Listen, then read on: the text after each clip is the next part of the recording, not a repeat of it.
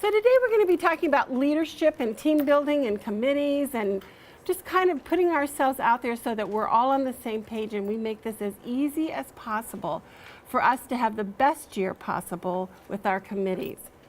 To be a chairman is just really to be the leader of that group, of that committee. And when you're the leader of that committee, everything is in your hands. If you're enthusiastic, you're going to find that your committee is going to be enthusiastic. If you utilize ideas, you're going to find that they're going to give you ideas. If you don't utilize ideas, when you ask for something or ask for whatever they think about, they're not going to tell you. So remember that. Utilize what they tell you. Even though you may not utilize it all the way, at least talk it through. When somebody says, oh, I think we could, up the ante, up the tickets for whatever. And you might think, no, I don't want to do that at all. At least talk them through it. See what they had in mind. Give them a chance to at least express what they wanted to say. And when we talk about delegating tasks, I think that's just so important. And I brought in something else to talk about with that. It's an important skill for any leader to not only learn, but to practice. And it really boils down to the encouragement of others. If you don't delegate, you're not encouraging other people to do their part.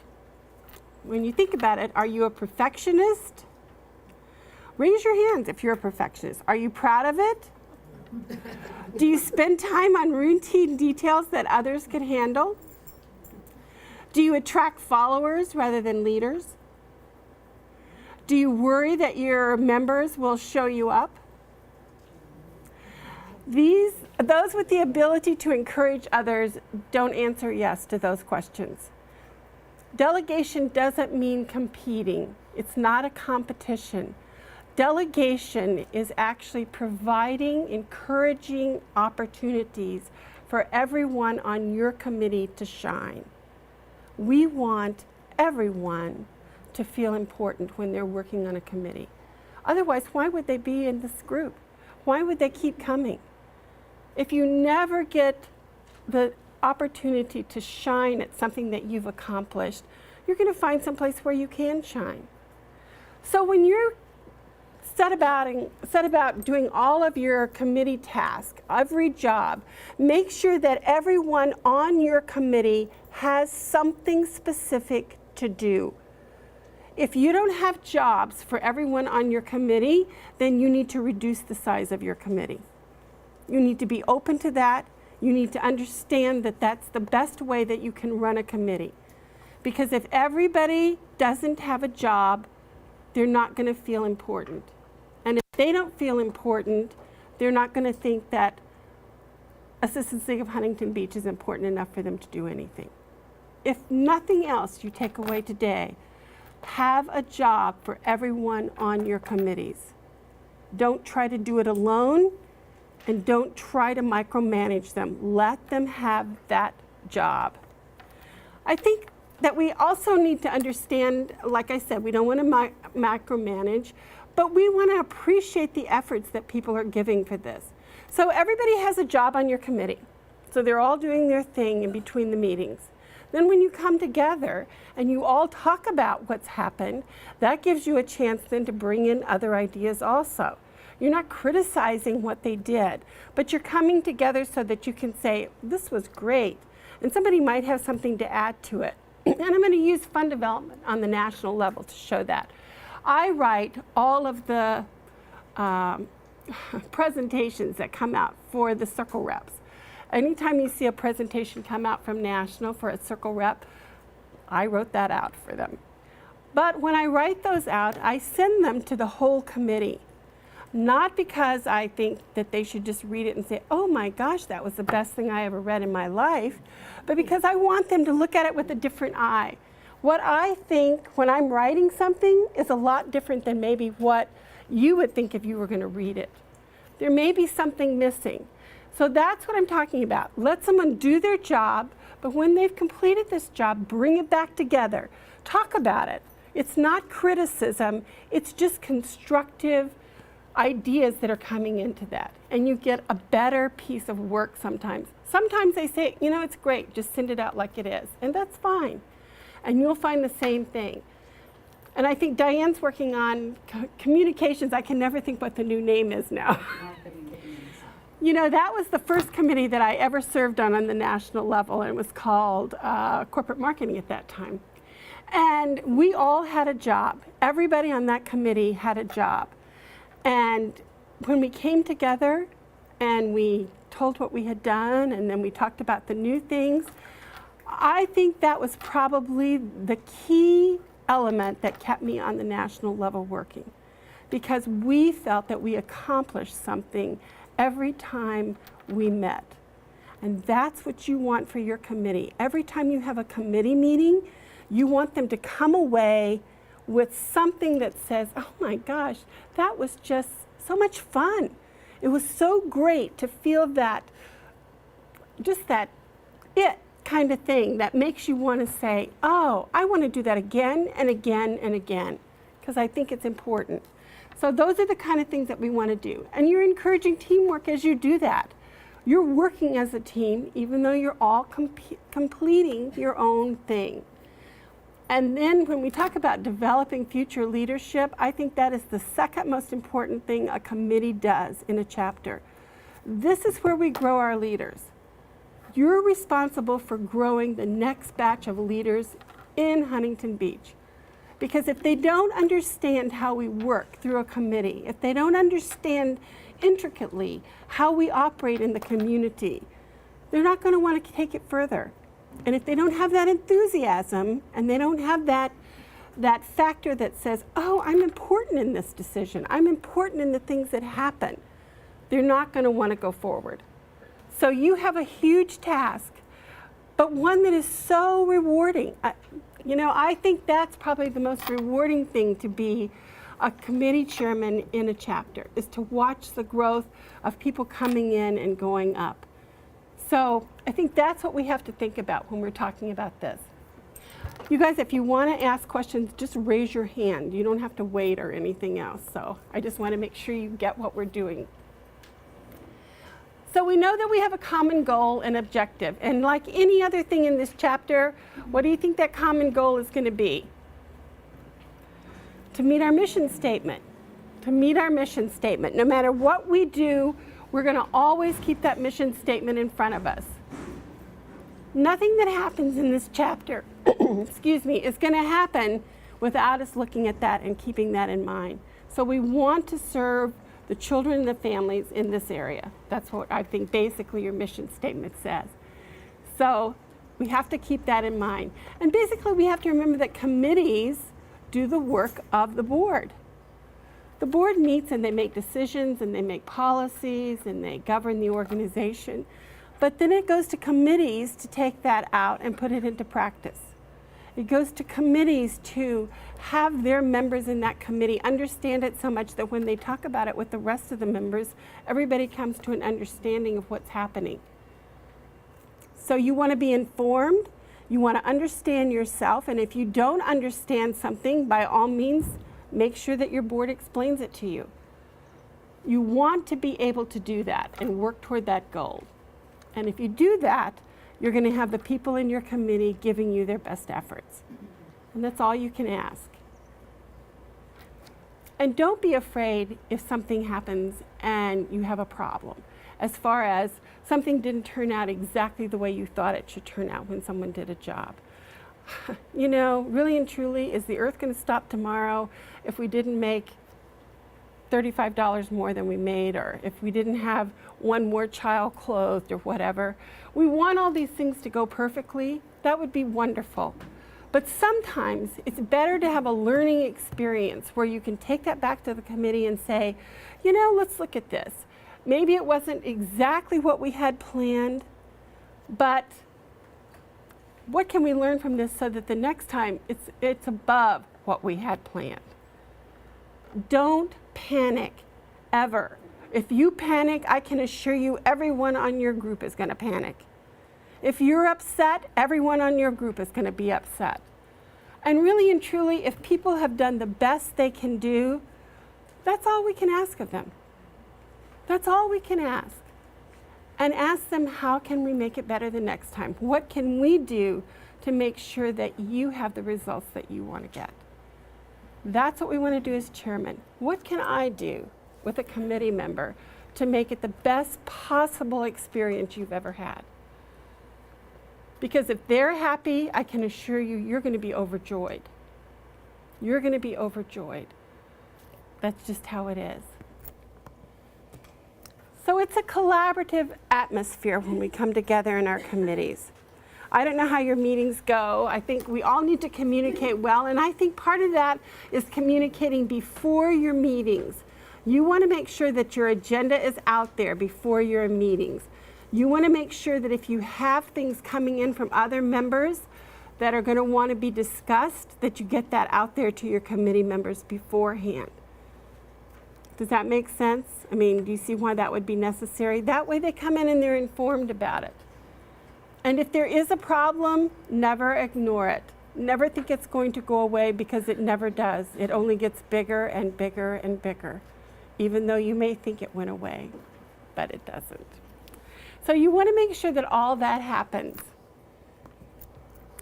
And ethics, you know, sometimes we don't think about ethics because we don't understand what it is. Ethics is really just working with integrity. Ethics is just another word for that, and how we operate. And so we want to make ethics a leadership priority in our organization, from the top down, from that national board all the way down to our chapter boards, all the way down to our committee leadership. We want ethics to be at the front of that. It's job one. It is a priority for us. Why? Because it comes with the job of being a board member or a committee chair, and everyone plays a critical role in that, in inspiring and overseeing the values, ethics, and financial integrity of an organization. Without that, our organization will not survive. We will not go forward. We have to have that. You have to know that that's why we have the rules, the regulations that we follow to be in compliance. The reason for that is to go into the future as an ethical organization, one without reproach. That's what we want to be. So we all have to work towards that. And it means a commitment to the public good that we're serving, doesn't it? And the stewardship of our funds.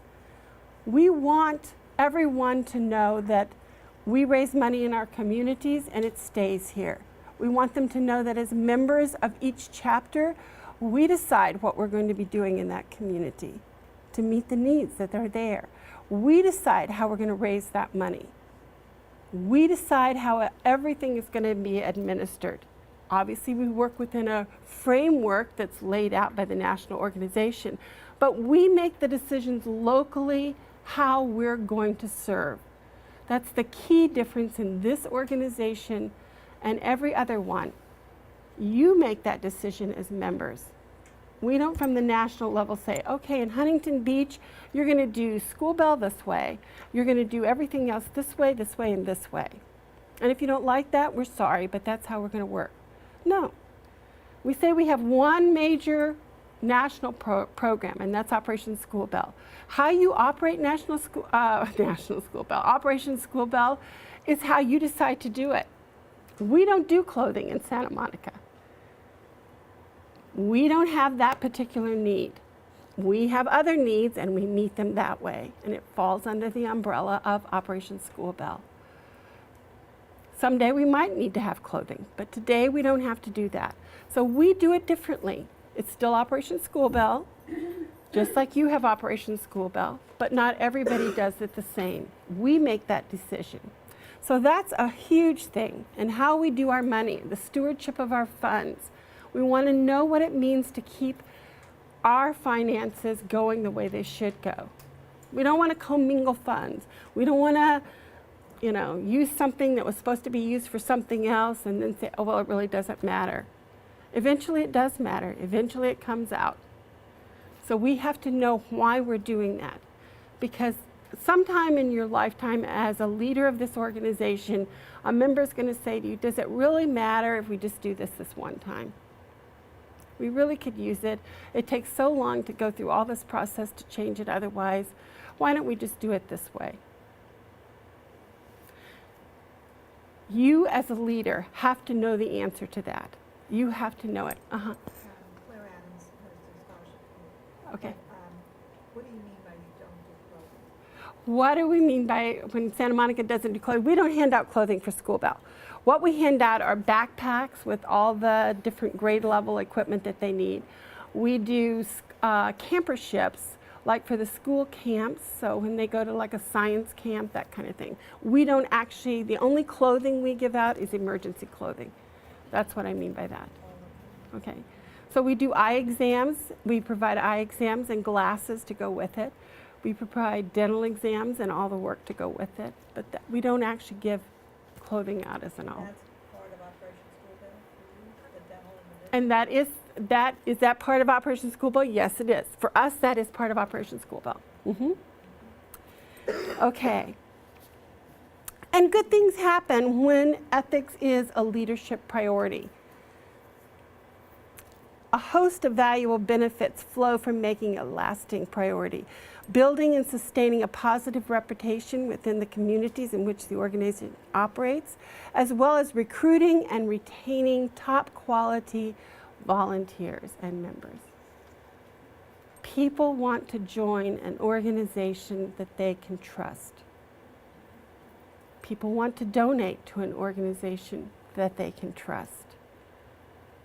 Trust is a key element. And a focus on ethics improves our brand integrity. We can talk about what we do till, the cows come home. But if we can show them what we do, if we can show them how we've done it for as long as we've been doing it, and all the things that have happened because of that, that's what's going to keep us going. Not only in Huntington Beach, but Santa Monica, Long Beach, all up and down the coast of California and across the country. And that's what's going to make us, on a national level, be known as one of the most ethical philanthropic organizations around. That's what's kept us going for the 100 years that we've been pushing right now. So I hope you understand how important ethics is. It's key. And leadership itself, successful leaders, these are the things that we share in common. So when we talk about mission, we want all of you to know what your mission statement is. Do you know what your mission statement is? Who can tell me?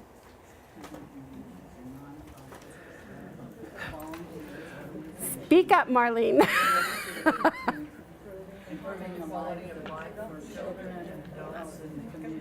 Okay, so we're here to improve the lives of children and adults in the community. Basically, that's what your mission statement says, right?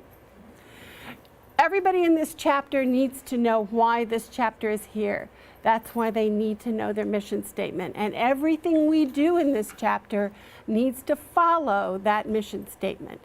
If it doesn't follow that mission statement, don't do it. If it's kind of a tangent onto something else, even if just for a week or a day or a program, forget it. Follow your mission statement. Keep it on target. And vision. Leaders have vision. What is vision? Vision is looking at this organization and understanding what we can accomplish when we all work together. Basically, that's what we're talking about. Vision is having that ability to look ahead and see what we can be. Not necessarily what we are today, although it could be. It could be just an improvement on what we are today, just an expansion. But in most cases, it takes us to another realm. It's able to take us far into the future to see how amazing the things are that we can accomplish. That's what we want from our leadership, especially our committee chairman, because we want you to be able to understand how far you can go to make things happen with your group. Values. Leaders have values. That's what we've been talking about with ethics. They have integrity, they have principles they follow regardless of the situation. They know the core values of this organization and they keep them in mind at all times.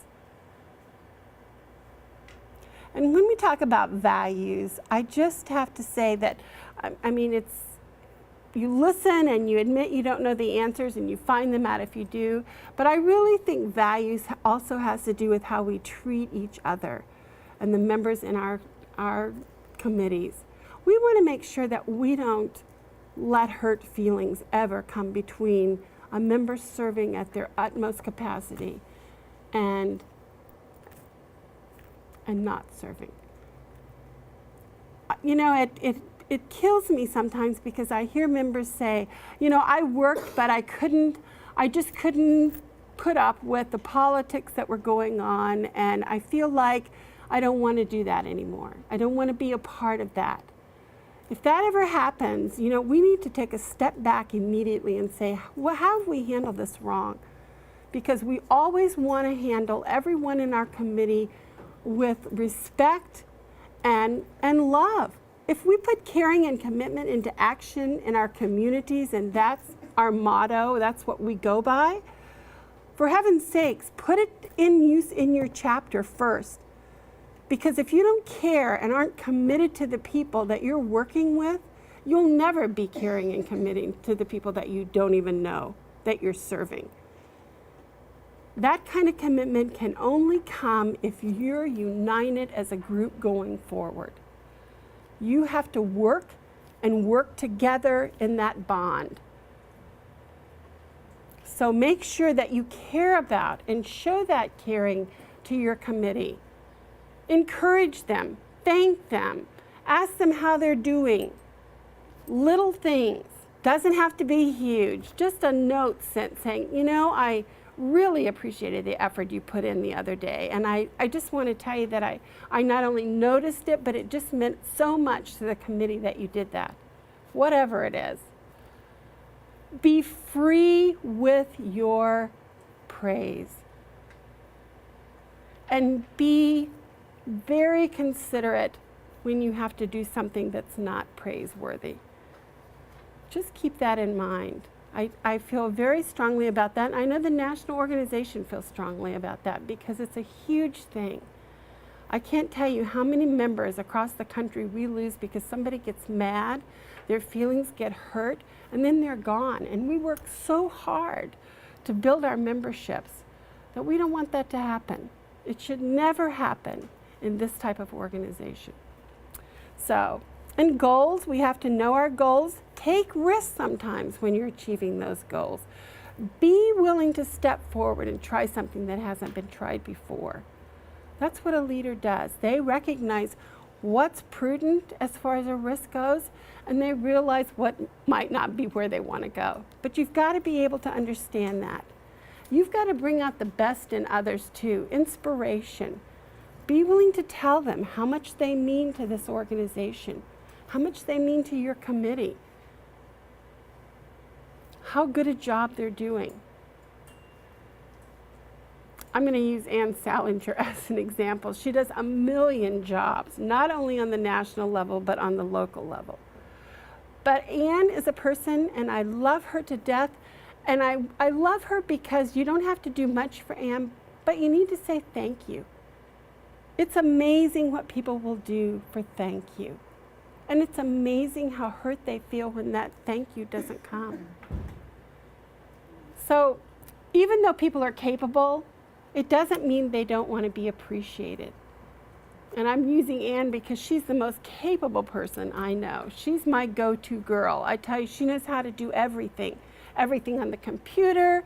She knows everything about different things. But I always make it a point because I know how much I appreciate her and I want her to know it.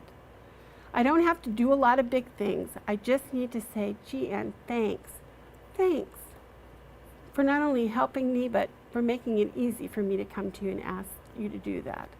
So that's the kind of thing you have to do. Don't take a friendship for granted. Don't take a member for granted. Be thankful for them. Be appreciative of what they do. And you need insight as a leader, don't you? You have to know, you have to be able to find out what the key element is, whether you're having a discussion or whether somebody's upset about something or whether it's going good. You need to be able to understand the whole situation. And you need to be able to step back and look at it rationally. Like I said when we started, you don't want to be upset. You don't want to immediately have a hairline trigger that says, oh, I'm just so mad about this. I can't believe this happened. As a leader, you have to step back. You have to look at it as open-minded as you possibly can, and you have to realize what's important and what's not as important. That's a key thing in being a good leader. Recognize what's happening. Get to the heart of it, and then make a decision on how you're going to move forward. And then obviously, dedication. If you're not dedicated, it's just not going to work. And you know, we all go through ups and downs, kind of. I've been in Assistance League for about 33 years now, 3 different chapters, and I've been on the national level for over 10 years. And there are days where you think, I'm sorry, why am I doing this now, you know? But the whole of it is, I believe in this organization. I am dedicated to what it does, not only for communities, but what it does for our members. That's kind of why I ask you to answer this question that I ask you. I believe that our organization helps us to grow. No matter what happens, no matter what we're doing in a chapter or whatever level we're on, if you're not growing, then you're not really dedicated to this organization.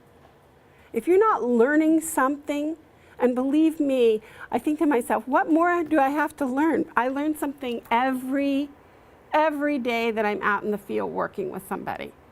And chapters are the most amazing groups of members that I'm overwhelmed by the work and the love that they put into their communities. Whether it's a big community or a small community, a wealthy community or one that's really struggling. It's amazing how we come together and all of us do the same thing in every area to make it better. That keeps me going. That makes me say, you know, I am going to stay in Assistance League because it's where I think I can do the most good. And I hope that all of you feel that way when you've served in your chapter. And when you decide maybe to go on the national level.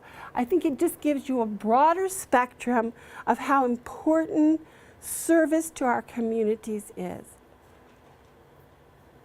To know that we can take someone who's hurting in our community and make their life better. That we could take someone who doesn't know if they're going to be able to get an education, if they're going to be able to come out of where they are and they can do better. And then they can help people in return. Those are the things that we need to keep in mind. That's what keeps us dedicated to our cause. The peripheral things of life don't mean anything. We can fix that. If we have a problem in our chapter that says, you know, we have cliques and we have this and we have that, and you hear that so often, well, we would do so much better, but we have this clique, and this clique just keeps us from doing this. I say, you know what? You are the only one that can change that. So stand up, do what you know is right, and fix it. Don't whine, because if we just take a look at who we serve, we would never whine. We would never complain about the minuscule things that we come in contact with. So keep that in mind and be dedicated. Okay. And then basically when we talk about leadership, okay. I need a name and I need a committee. Okay. Your last slide, you had dedication, your last bullet. Uh-huh.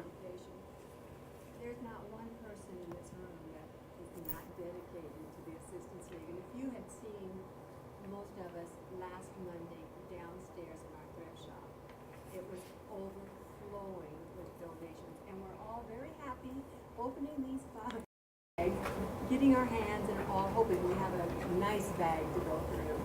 But you know, we do it with a smile. And it's amazing to watch the women do this. And we're all in it for one dedicated reason. I think that's wonderful. I think the fact that you're willing to step up when something happens and you're willing to assume your leadership positions and go down there and help is amazing.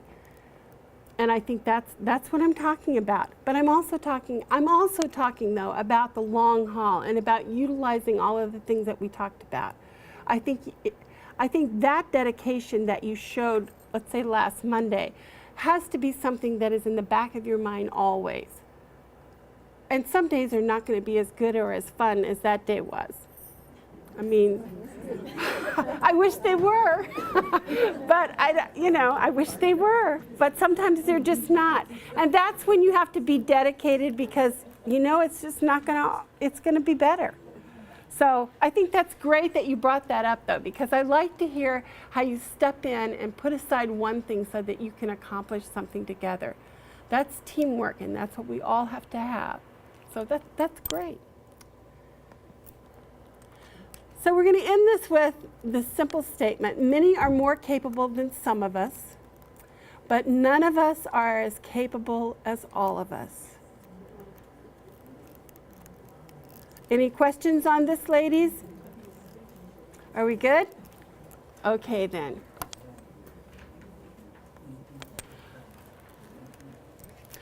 And when we talk about, one more thing, when we talk about committees, have fun. Have fun. As a leader, it's your job to make sure they have fun. Laugh. Be able to laugh at what's going on. Chuckle about it. I mean, don't poke fun at someone. That's not what we're talking about at all. But we're talking about having just being able to look at it and say, I can't even believe this happened. But here it is, and we'll get through it. Humor.